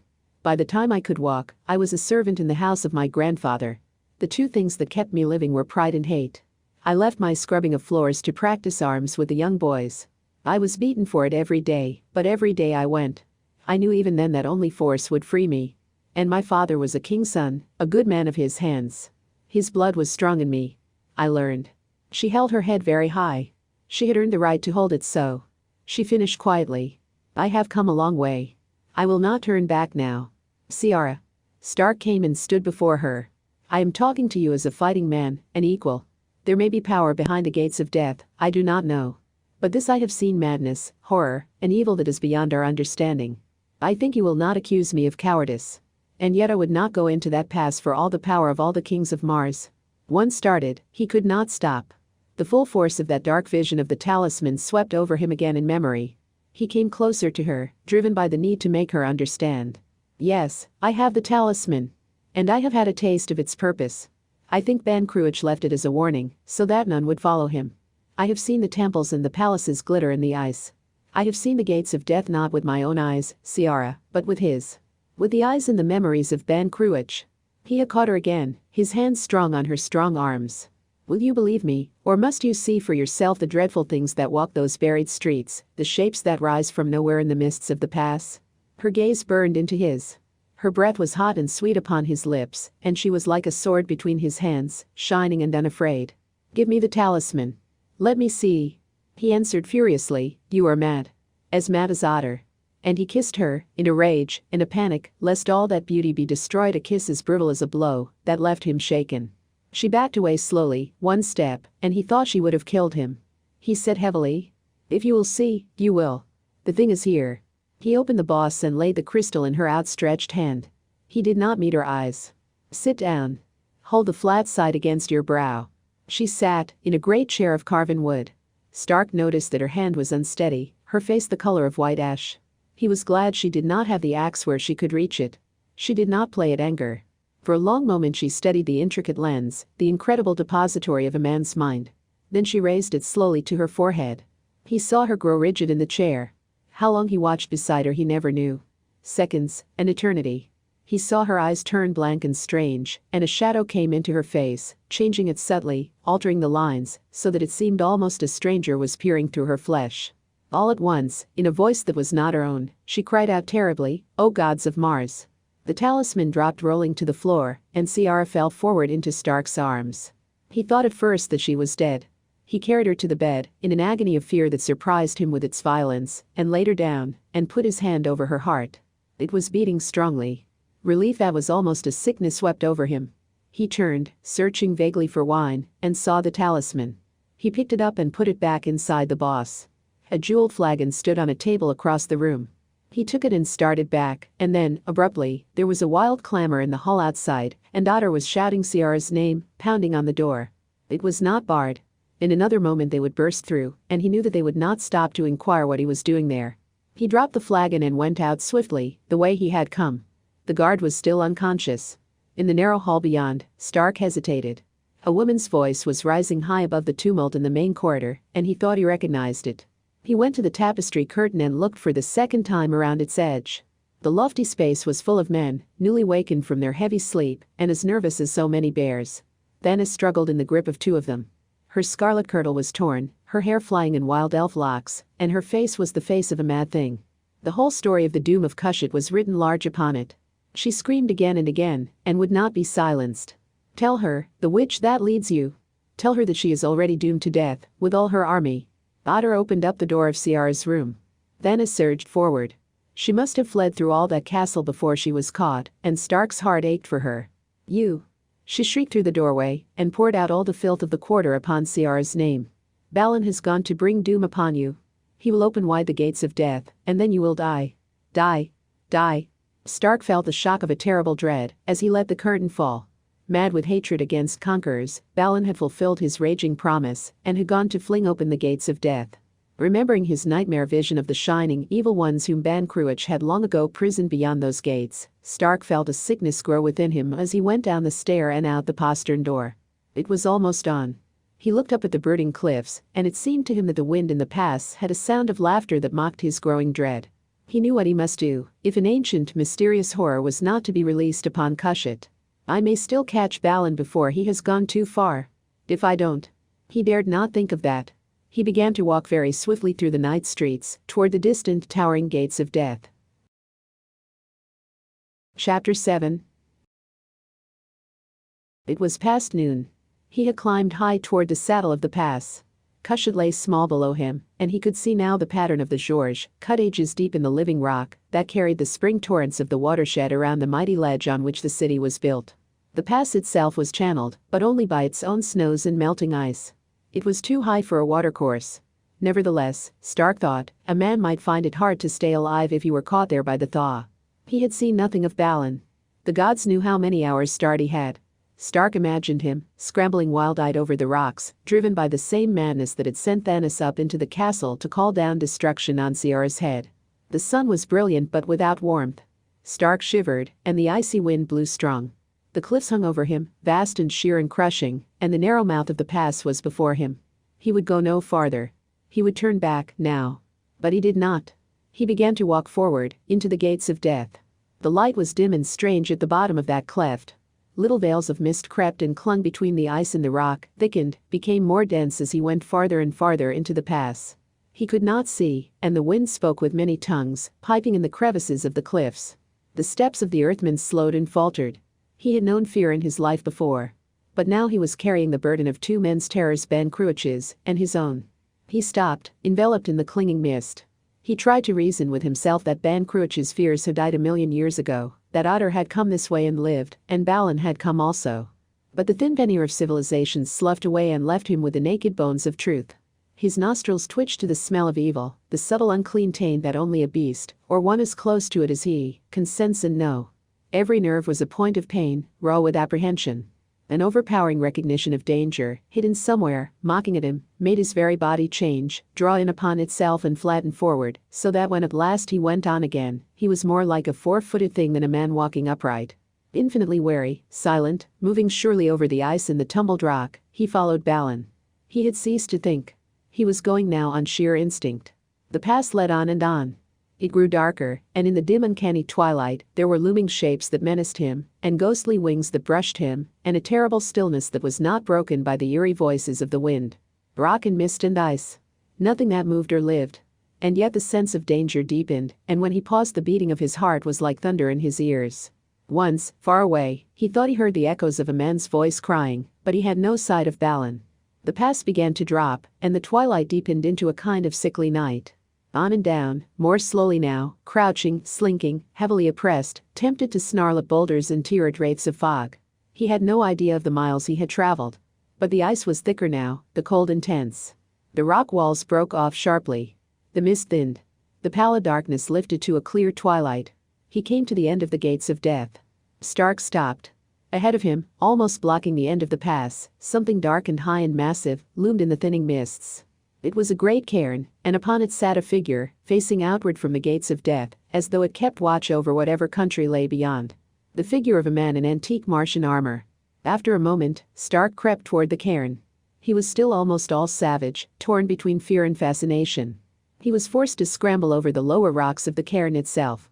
Quite suddenly he felt a hard shock, and a flashing sensation of warmth that was somehow inside his own flesh, and not in any tempering of the frozen air. He gave a startled leap forward, and whirled, looking up into the face of the mailed figure, with the confused idea that it had reached down and struck him. It had not moved, of course. And Stark knew, with no need of anyone to tell him, that he looked into the face of Ban Cruach. It was a face made for battles and for ruling, the bony ridges harsh and strong, the hollows under them worn deep with years. Those eyes, dark shadows under the rusty helm, had dreamed high dreams, and neither age nor death had conquered them. And even in death, Ban Cruach was not unarmed. Clad as for battle in his ancient mail, he held upright between his hands a mighty sword. The pommel was a ball of crystal large as a man's fist, that held within it a spark of intense brilliance. The little blinding flame throbbed with its own force, and the sword blade blazed with a white cruel radiance. Ban Cruach, dead but frozen to eternal changelessness by the bitter cold, sitting here upon his cairn for 1,000,000 years, and warding forever the inner end of the gates of death, as his ancient city of Cushat warded the outer. Stark took 2 cautious steps closer to Ban Cruach, and felt again the shock and the flaring heat in his blood. He recoiled, satisfied. The strange force in the blazing sword made an invisible barrier across the mouth of the pass, protected Ban Cruach himself.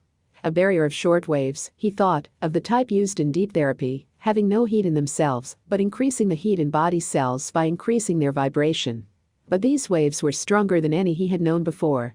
A barrier, a wall of force, closing the inner end of the gates of death. A barrier that was not designed against man. Stark shivered. He turned from the somber, brooding form of Ban Cruach, and his eyes followed the gaze of the dead king, out beyond the cairn. He looked across this forbidden land within the gates of death. At his back was the mountain barrier. Before him, a handful of miles to the north, the terminus of the polar cap rose like a cliff of bluish crystal, soaring up to touch the early stars. Locked in between those 2 titanic walls was a great valley of ice. White and glimmering that valley was, and very still, and very beautiful, the ice shaped gracefully into curving domes and hollows. And in the center of it stood a dark tower of stone, a cyclopean bulk that Stark knew must go down an unguessable distance to its base on the bedrock. It was like the tower in which Kamer had died. But this one was not a broken ruin. It loomed with alien arrogance, and within its bulk pallid lights flickered eerily, and it was crowned by a cloud of shimmering darkness. It was like the tower of his dread vision, the tower that he had seen, not as Eric John Stark, but as Ban Cruach. Stark's gaze dropped slowly from the evil tower to the curving ice of the valley. And the fear within him grew beyond all bounds. He had seen that, too, in his vision. The glimmering ice, the domes and hollows of it. He had looked down through it at the city that lay beneath, and he had seen those who came and went in the buried streets. Stark hunkered down. For a long while he did not stir. He did not want to go out there. He did not want to go out from the grim, warning figure of Ban Cruach with his blazing sword, into that silent valley. He was afraid of what he might see if he went there and looked down through the ice, afraid of the final dread fulfillment of his vision. But he had come after Balin, and Balin must be out there somewhere. He did not want to go, but he was himself, and he must. He went, going very softly, out toward the tower of stone. And there was no sound in all that land. The last of the twilight had faded. The ice gleamed, faintly luminous under the stars, and there was light beneath it, a soft radiance that filled all the valley with the glow of a buried moon. Stark tried to keep his eyes upon the tower. He did not wish to look down at what lay under his stealthy feet. Inevitably, he looked. The temples and the palaces glittering in the ice. Level upon level, going down. Wells of soft light spanned with soaring bridges, slender spires rising, an endless variation of streets and crystal walls exquisitely patterned, above and below and overlapping, so that it was like looking down through 1,000 giant snowflakes. A metropolis of gossamer and frost, fragile and lovely as a dream, locked in the clear, pure vault of the ice. Stark saw the people of the city passing along the bright streets, their outlines blurred by the icy vault, as things are half obscured by water. The creatures of vision, vaguely shining, infinitely evil. He shut his eyes and waited until the shock and the dizziness left him. Then he set his gaze resolutely on the tower, and crept on, over the glassy sky that covered those buried streets. Silence. Even the wind was hushed. He had gone perhaps half the distance when the cry rang out. It burst upon the valley with a shocking violence. Stark! Stark! The ice rang with it, curving ridges picked up his name and flung it back and forth with eerie crystal voices, and the echoes fled out whispering Stark! Stark! Until it seemed that the very mountains spoke. Stark whirled about. In the pallid gloom between the ice and the stars, there was light enough to see the cairn behind him, and the dim figure atop it with the shining sword. Light enough to see Ciara, and the dark knot of riders who had followed her through the gates of death. She cried his name again. Come back! Come back! The ice of the valley answered mockingly, come back! Come back! And Stark was gripped with a terror that held him motionless. She should not have called him. She should not have made a sound in that deathly place. A man's hoarse scream rose above the flying echoes. The riders turned and fled suddenly, the squealing, hissing beasts crowding each other, floundering wildly on the rocks of the cairn, stampeding back into the pass. Ciara was left alone. Stark saw her fight the rearing beast she rode and then flung herself out of the saddle and let it go. She came toward him, running, clad all in her black armor, the great axe swinging high. Behind you, Stark. Oh, gods of Mars. He turned then and saw them, coming out from the tower of stone, the pale, shining creatures that moved so swiftly across the ice, so fleet and swift that no man living could outrun them. He shouted to Ciara to turn back.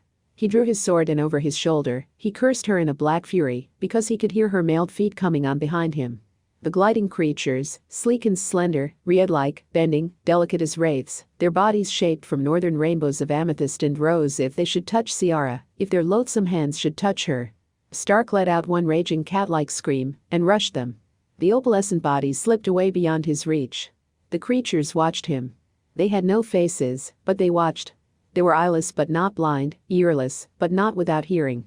The inquisitive tendrils that formed their sensory organs stirred and shifted like the petals of ungodly flowers, and the color of them was the white frost fire that dances on the snow. Go back, Ciara.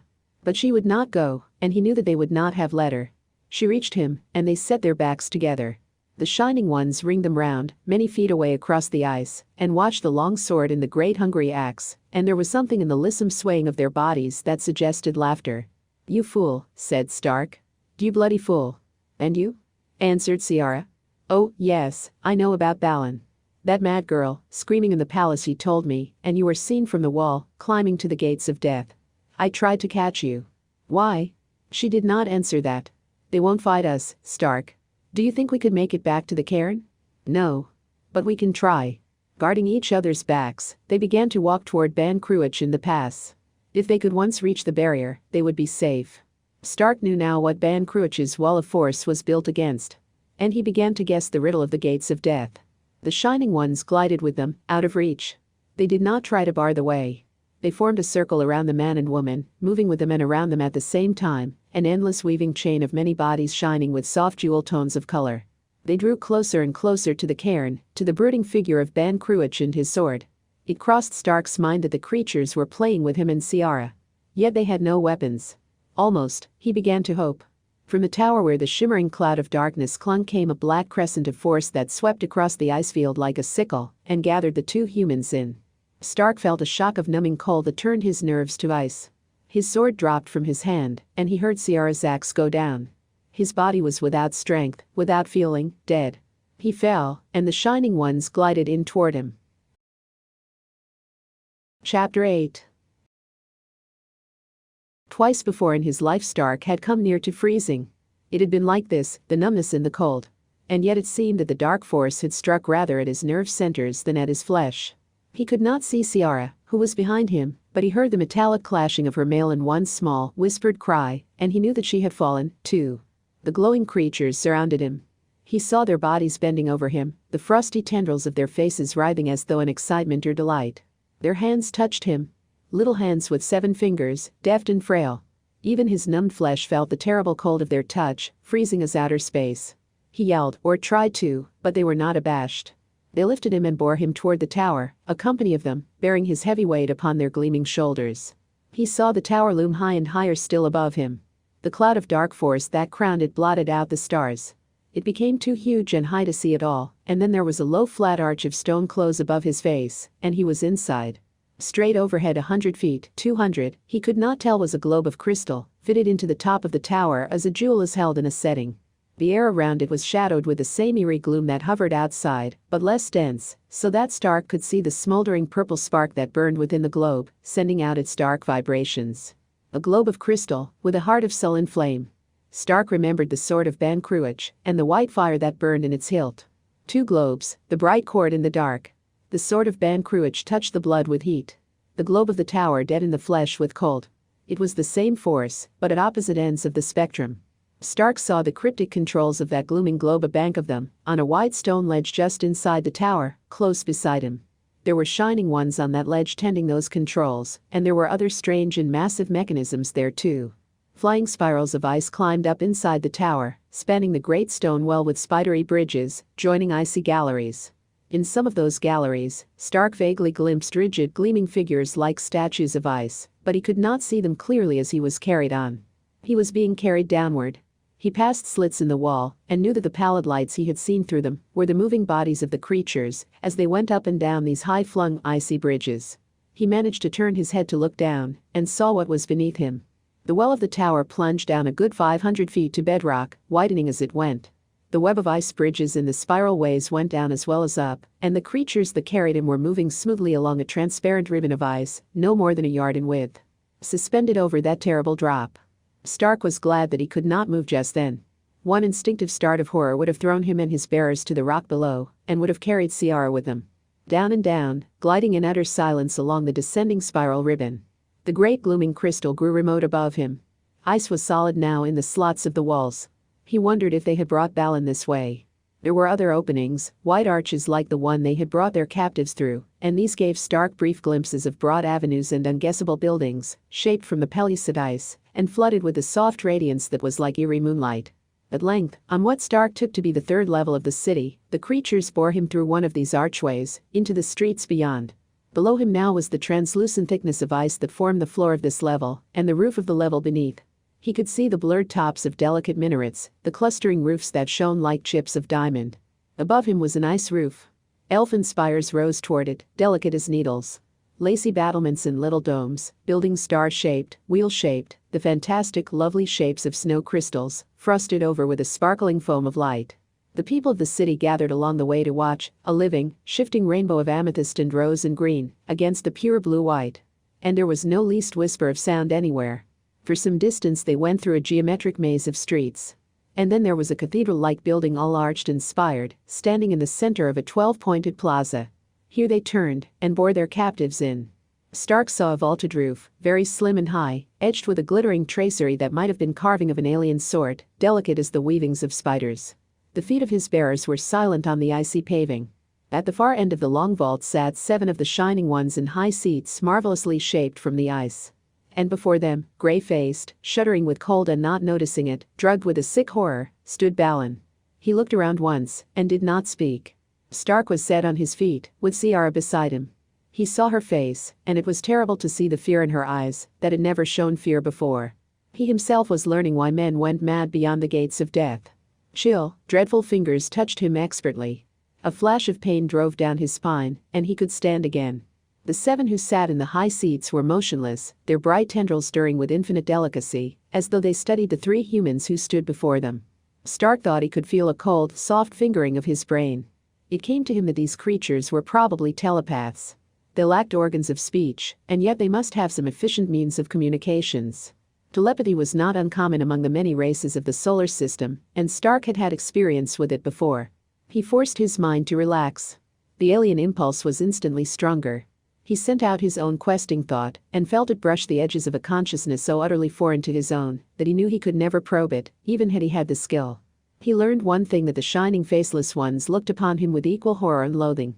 They recoiled from the unnatural human features, and most of all, most strongly, they abhorred the warmth of human flesh. Even the infinitesimal amount of heat radiated by their half-frozen human bodies caused the ice folk discomfort. Stark marshaled his imperfect abilities and projected a mental question to the 7. "What do you want of us?" The answer came back, faint and imperfect, as though the gap between their alien minds was almost too great to bridge. And the answer was one word. "Freedom." Balin spoke suddenly. He voiced only a whisper, and yet the sound was shockingly loud in that crystal vault. "They have asked me already." "Tell them no, Stark. Tell them no." He looked at Ciara then, a look of murderous hatred. "If you turn them loose upon Cushat, I will kill you with my own hands before I die." Stark spoke again, silently, to the 7. "I do not understand." Again the struggling, difficult thought. "We are the old race, the kings of the glacial ice. Once we held all the land beyond the mountains, outside the pass you call the gates of death." Stark had seen the ruins of the towers out on the moors. He knew how far their kingdom had extended. "We controlled the ice, far outside the polar cap. Our towers blanketed the land with the dark force drawn from Mars itself, from the magnetic field of the planet. That radiation bars out heat from the sun, and even from the awful winds that blow warm from the south. So there was never any thaw. Our cities were many, and our race was great. Then came Ban Cruach, from the south. He waged a war against us. He learned the secret of the crystal globes, and learned how to reverse their force and use it against us. He, leading his army, destroyed our towers one by one, and drove us back. Mars needed water.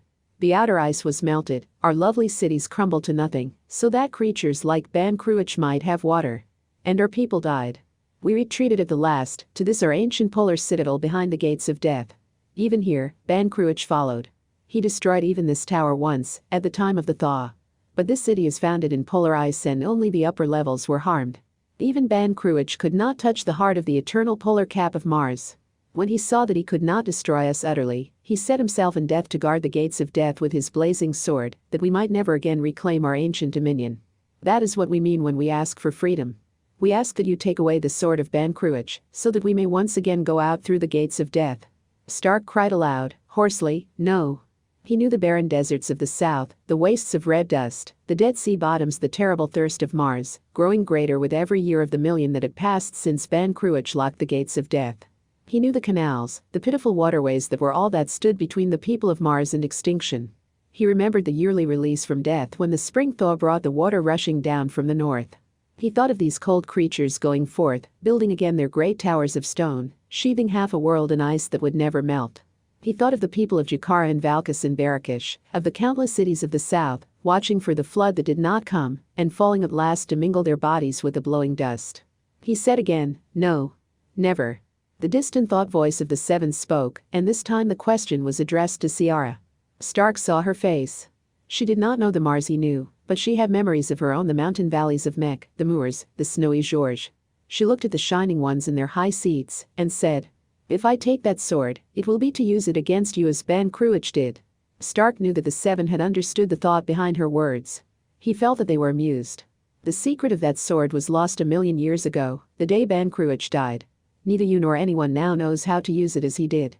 But the sword's radiations of warmth still lock us here. We cannot approach that sword, for its vibrations of heat slay us if we do. But you warm-bodied ones can approach it. And you will do so, and take it from its place. One of you will take it. They were very sure of that. We can see, a little way, into your evil minds. Much we do not understand. But the mind of the large man is full of the woman's image, and the mind of the woman turns to him. Also, there is a link between the large man and the small man, less strong, but strong enough. The thought voice of the seven finished, the large man will take away the sword for us, because he must to save the other two. Ciara turned to Stark.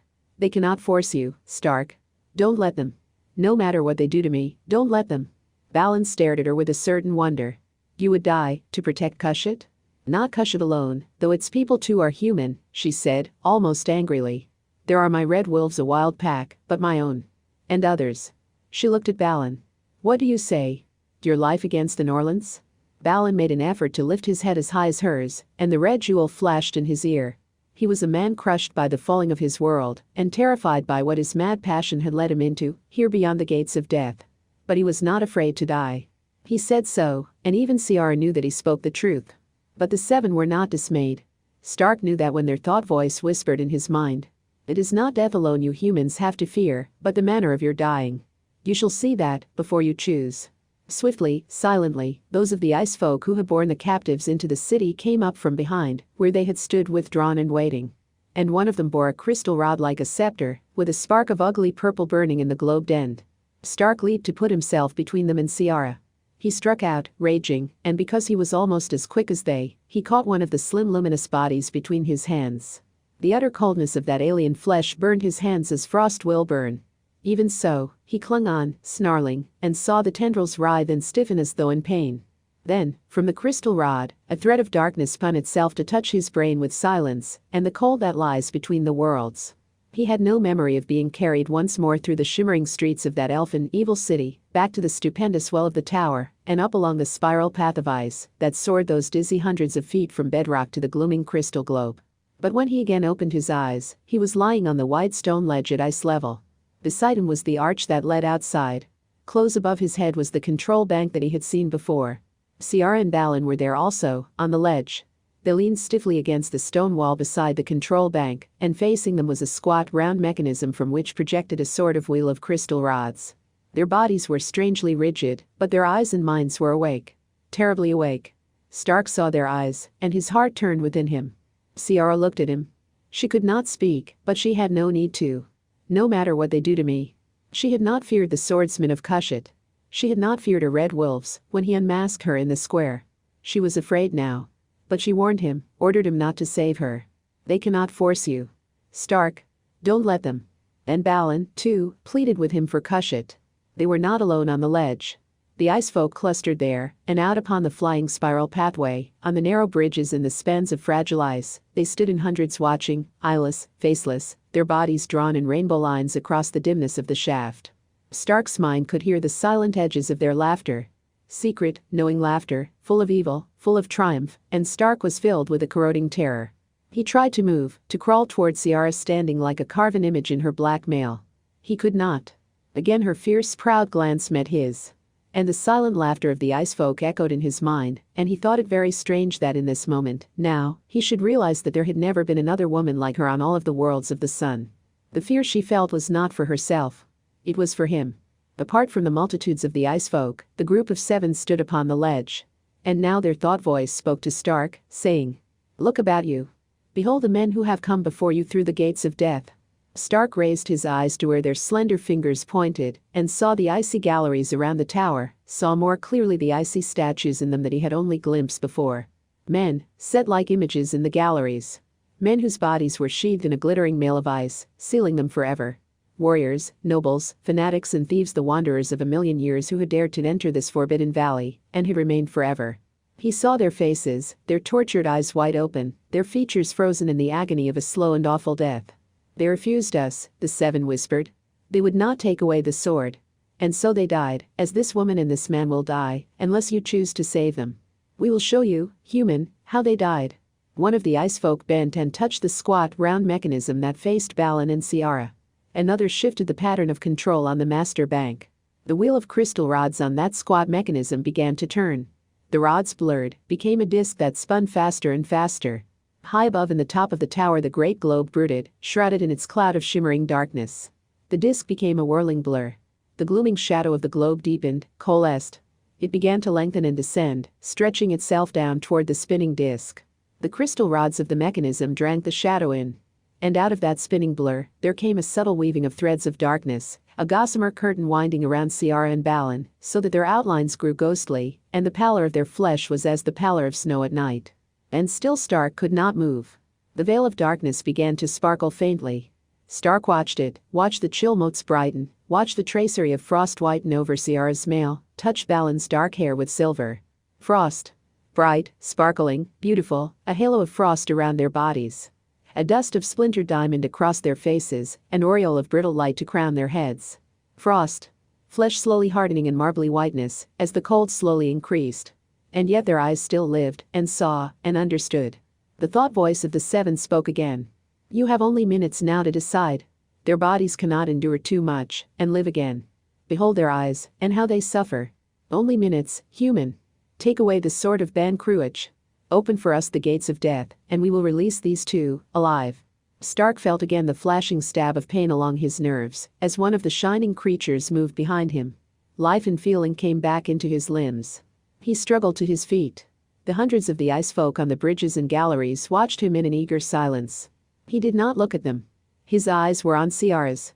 And now, her eyes pleaded. "Don't, Stark. Don't barter the life of the Norlands for me."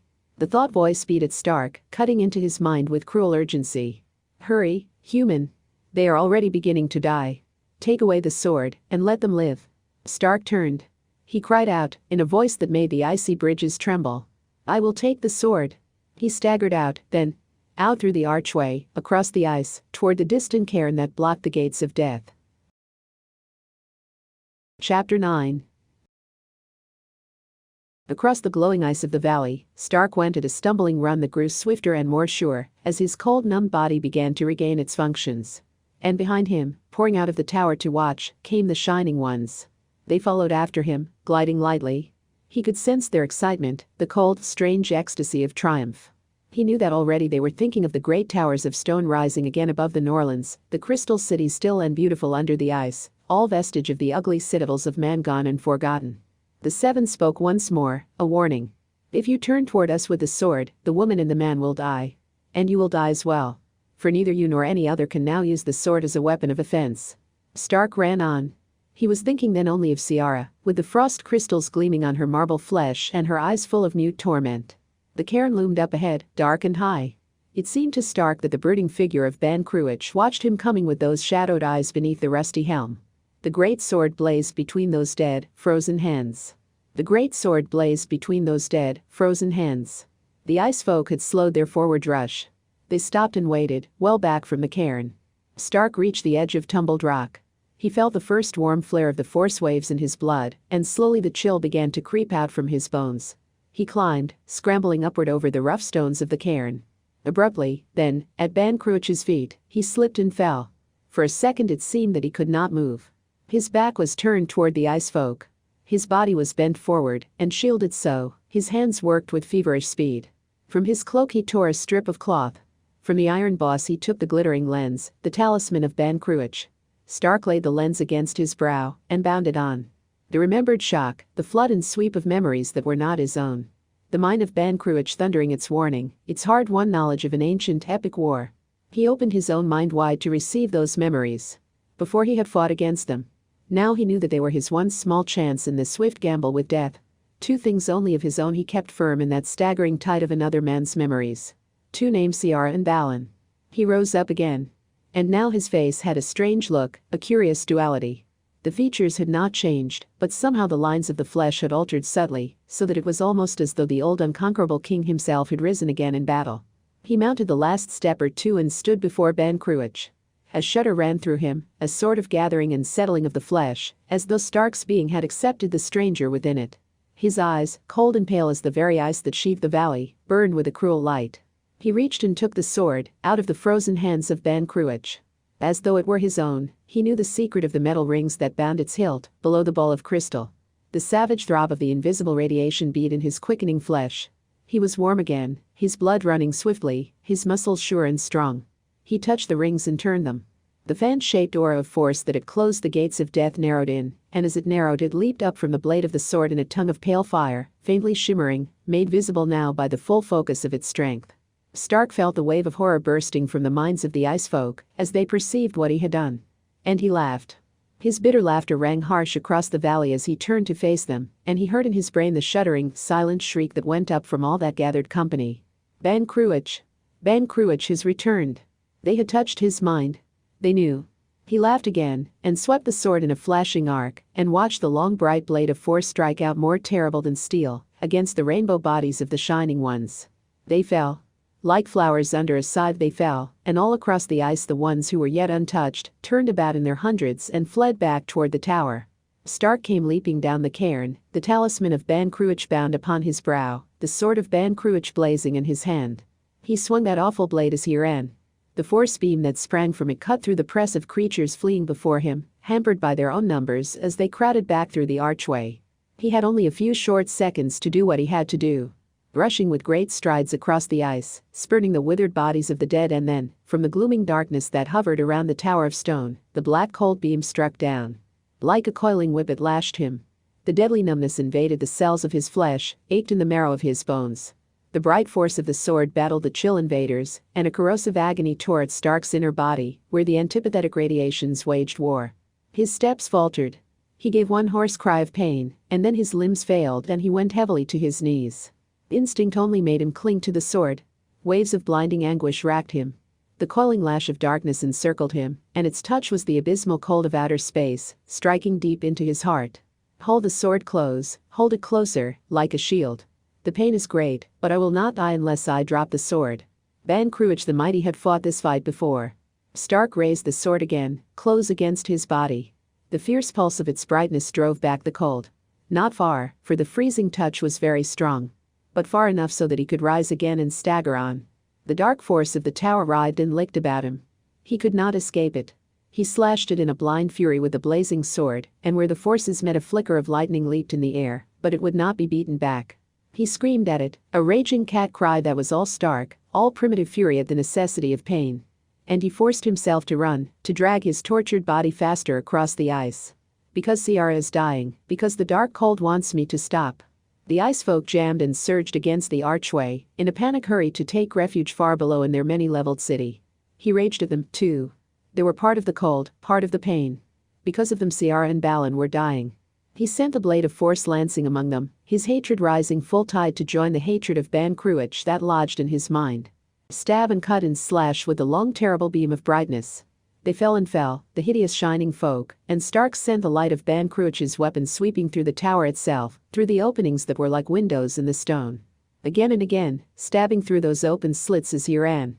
And suddenly the dark beam of force ceased to move. He tore out of it, and it did not follow him, remaining stationary as though fastened to the ice. The battle of forces left his flesh. The pain was gone. He sped on to the tower. He was close now. The withered bodies lay in heaps before the arch.